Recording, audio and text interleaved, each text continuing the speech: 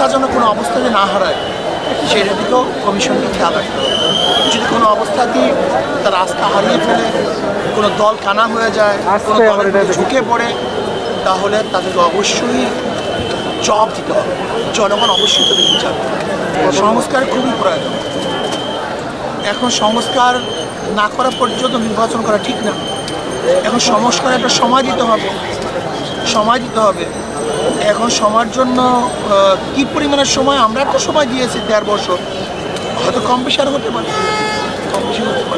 কিন্তু road map যদি দেয়, নির্বাচনী রোড ম্যাপ যদি দেয়, তাহলে হাজারো প্রশ্ন দূর হবে। যৌক্তিক সংস্কার করে নির্বাচন চাই, তবে জনগণ আশা করে যেন তারা ভালো কিছু করেন, জনগণের আশা এবং আকাঙ্ক্ষা অনুযায়ী কাজ করে, কোনো অবস্থায় কোনো দল কেন্দ্রিক, কোনো ব্যক্তি কেন্দ্রিক কাজ না করুক। এদেশের মানুষ যেন বর্তমান যে কমিশন গঠন হয়েছে তার আস্থা রাখতে পারে, সেই ব্যবহার তাদের করতে হবে, সেই কাজগুলো করতে হবে। আস্থা যেন কোনো অবস্থাতে না হারায় সেটা দিকেও কমিশনকে খেয়াল রাখতে হবে। যদি কোনো অবস্থাতেই তার আস্থা হারিয়ে ফেলে, কোনো দল কানা হয়ে যায়, কোনো দলের প্রতি ঝুঁকে পড়ে, তাহলে তাদেরকে অবশ্যই জবাব দিতে হবে। জনগণ অবশ্যই তাদের বিচার করবে। দলের থেকে নাম চাওয়া হয়েছে, আমরা সবাই নাম দিয়েছি। এর মধ্যে প্রত্যেক দলের কমিশন যে এখানে আসছে ব্যাপারটা এরকম না।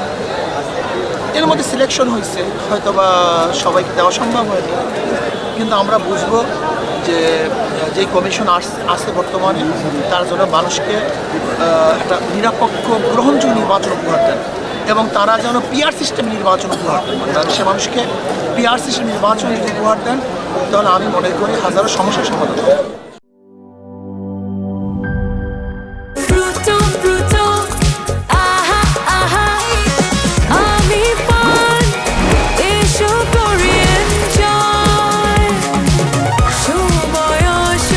প্রাণ ফ্রুটো, সময় অসময় ফ্রুটোময়।